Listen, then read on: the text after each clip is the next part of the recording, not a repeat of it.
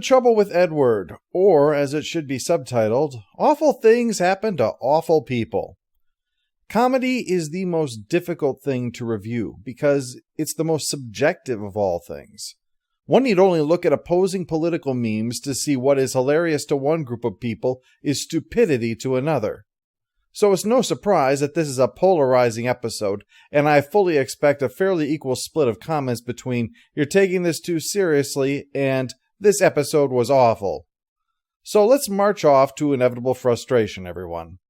Our episode begins with Pike declaring in the Enterprise log that Lucero has been given command of a research vessel, the Cabot, with the important mission of solving the problem of a starving planet near the Klingon border. He sends her off in the kind of scene that's normally the end of a tale, time for you to spread your wings and fly, all of that. If only they knew there would be no happy ending. Naturally, we're going to have to start things off with a meeting to get everyone up to speed on Operation Bagged Lunch, and that is where we meet the titular Edward. Edward doesn't have a department. He's just one guy working alone, and he's quite awkward and uncomfortable too. If you've even the slightest experience with TNG, you should immediately see shades of Hollow Pursuit's Barclay here. However, rather than being a lesson in coming together, this is a comedy about how much the freak is a freak, so let's get on with things. He shows them what he's been working on, the Tribble, which everyone sees as being cute, but he sees it as a potential food source. Everyone is turned off because you don't eat cute things, especially when you're dying of starvation. Lucero wants to make sure, first of all, that these things aren't intelligent. And considering that we saw Phlox feed one alive to a predator, obviously the answer would have to be no. Of course, Phlox also said they breed like crazy, and the problem with these Tribbles is they breed slowly, so either Phlox or Edward don't know what they're talking about. Actually, no, I shouldn't rule out the possibility neither knows what they're talking about.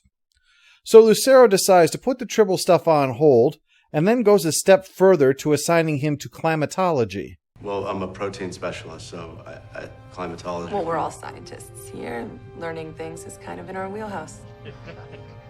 Yeah, and protein and climate have so much in common, like the fact that they exist. This reassignment makes about as much sense as moving someone from gender studies to forensic accountant.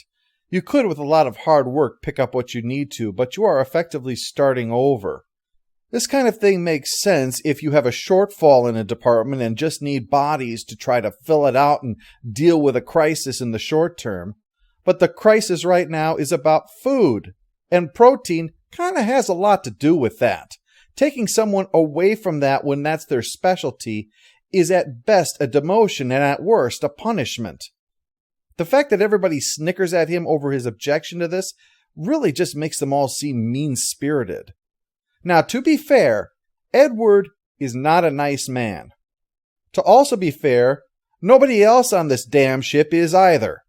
It's as if in Hollow Pursuits, if Geordi told Guinan how much he doesn't like Reg, and instead of what happened in the episode, instead Guinan immediately agrees, and then they reassign Barclay to scrubbing out plasma conduits all by himself and laugh about it. Scene.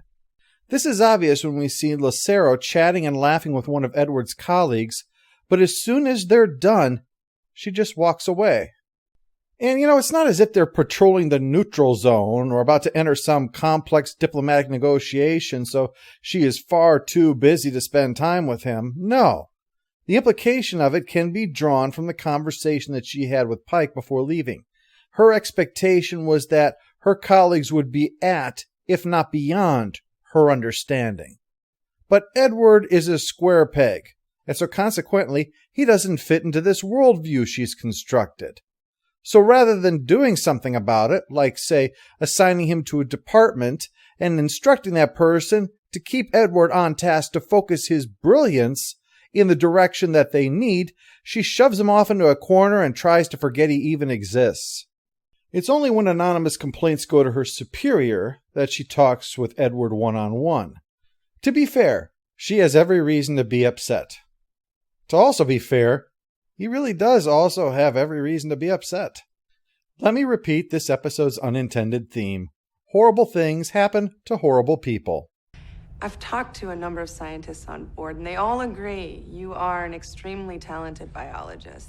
Which is naturally why you're going to remain stuck in climatology, because I'm petty. To further demonstrate that, she says that he's getting transferred off this ship, because helping people reach their full potential is time that could be spent talking to all the popular kids. This isn't a research ship, it's a hermetically sealed high school. I just know I'm going to be called a sexist over this. You know, I thank God every day that Jonathan Archer is a straight white cis male. At least there's one terrible captain I can complain about and not be called a bigot over. Anyway, nope. Edward's out of here. Sorry, but I tried nothing and I'm all out of ideas. So he does something extremely irresponsible. It is also completely foreseeable. When you tell a genius biologist that they're not allowed to do biology anymore, guess what? They're probably going to do biology because they like biology. They didn't go into it on a dare. So, Edward goes back to experimenting on tribbles, and they start reproducing fairly quickly. Edward undermines his genius by wandering around without pants on. Even the 23rd century has tidy whities, I see. In a genuinely amusing bit, we do get the tribble montage, complete with Bing Crosby singing the song Johnny Appleseed, to show that Edward is lugging around his own crate full of petty. Because again, this is not the defense of Edward, this is bad things are happening to bad people. So, he stubbornly refuses to help with Lucero's plan to contain the out-of-control tribbles, which are his fault. The only redeeming quality of that is the fact that that ensures that Edward will remain unarmed. Because I think we can all agree that no one has ever said, yeah, that quiet loner there who is constantly getting picked on, I think the world would be a better place if we gave him a gun. In the end, as the crew is forced to abandon ship because of the out-of-control tribble breeding, Edward gets crushed by his own creation. Lucero is called before Starfleet then to answer for the fact that in a mere 2 weeks, she has managed to lose her ship and a member of its crew, and the creature that they created has now overwhelmed the planet they were supposed to be saving. Oh, and also, they've introduced an invasive species into Klingon space. So, what's your explanation for all of that? He was an idiot. You may be an awful captain, but you're not wrong there.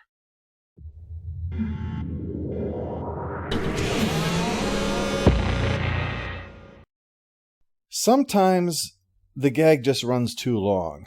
And let me be clear, I am speaking from personal experience.